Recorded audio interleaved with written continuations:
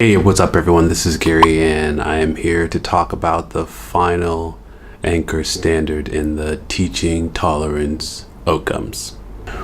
When we think about action, we think about action in a number of different ways.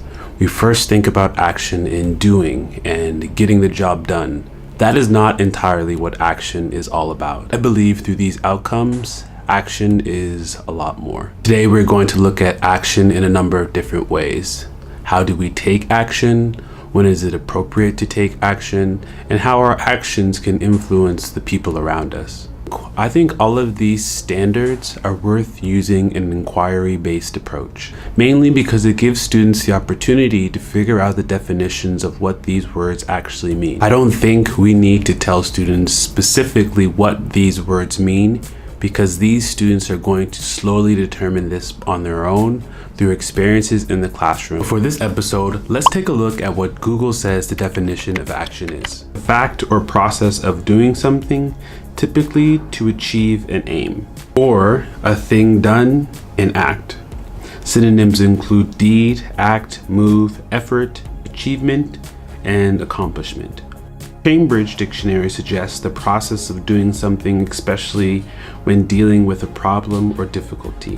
When learners are thinking about action, we want to help them apply this word to real life. How does action influence the classroom that they're in, when they're on the playground, when they're in different special classes, and how does action take place at home, in their family environment? The first thing that comes to mind for me for action is the number of people in the past and in the present who are consistently fighting for something. I mean, the list goes on. And the first thing I think about is the many articles and amazing read alouds that teachers have the opportunity to share when talking about action. I will try to add a link below with a list of read alouds and articles you can go to when trying to discuss this outcome. Tolerance.org has a really cool activity that allows you to think about action that you've actually participated in or that you've seen. And they ask you to think about how were they able to influence you and why were they trying to influence you. And take a look at the positive and challenging attributes that occur when trying to take action. It looks like this. One reason why I love this activity is because it allows you to reflect. Not only on your personal doing, but also on the things that you've experienced. I think we believe and also sometimes think that action is just about fighting or resisting. Action is so much more than that. A variety of these examples include writing to an organization, asking for a change, helping a friend who's being bullied on the playground, holding a meeting, helping the elderly, voting, raising money for something, selling bars to get a jersey for a basketball team. All of these are types of actions that some of us have participated in. When thinking about action, there's a number of questions I think are important to think about when sharing this work. How might action look different for you and your peers in the classroom? Why is taking action important? And do you think all action is good action? A great activity to get this action work going in your classroom is to start with a number of different mediums of action. Mediums meaning articles, books, videos, podcast of action work happening or that has happened around the world. Place those around the classroom, possibly in 4 corners. Split the class into 4 groups and designate one of those corners to the group. The groups are to explore, think about what they're seeing, what they're noticing, question why is it that some of these people are having action towards a specific thing. What do you think they're trying to accomplish? Do you think this type of action is effective? Why or why not? This inquiry work allows students to think deeply about what they're noticing.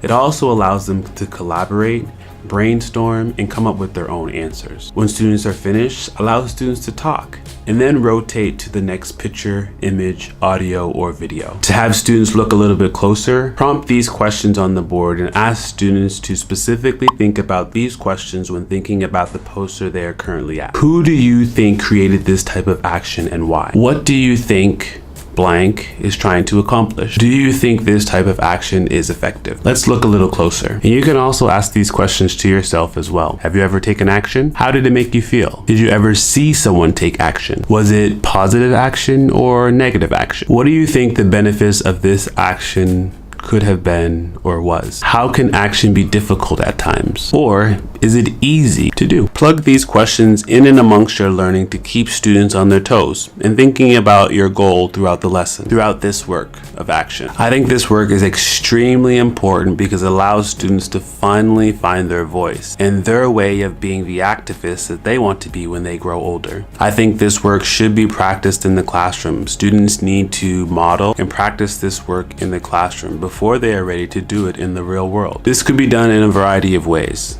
I strongly believe in role playing, and I think students put in scenarios and situations in the classroom and then having a chance to discuss them will totally help them once they go out on the playground or in life. But what does that look like? Have students brainstorm a variety of situations in the classroom or on the playground or in the cafeteria or in a specials class where they may have to take action. Once students are finished brainstorming a number of these activities, shuffle them up. Split the students into groups and have students role play what these situations look like. When students are finished role playing, next add another element. Ask students to think of what they could do to take action to either stop or help this situation. Situations may include bullying in the cafeteria, students making fun of each other's clothing, students seeing a low grade on a test and feeling upset. Having conversations about these will not only allow students to be prepared, but it will also keep them aware of their surroundings when things like this happen and how to take action. As an educator, it is important to share your experiences taking action or not taking action in the classroom. This is how students are going to start to feel comfortable sharing their stories, if you do. It's okay to share that you were scared, or you didn't take action, or you did take action, and the result was good, or the result was bad. Students will feel up to it if you are. To loop all of this information back, it is important that we look at diversity, justice, action, and identity as one. We need to consistently be trying to implement all of these works together.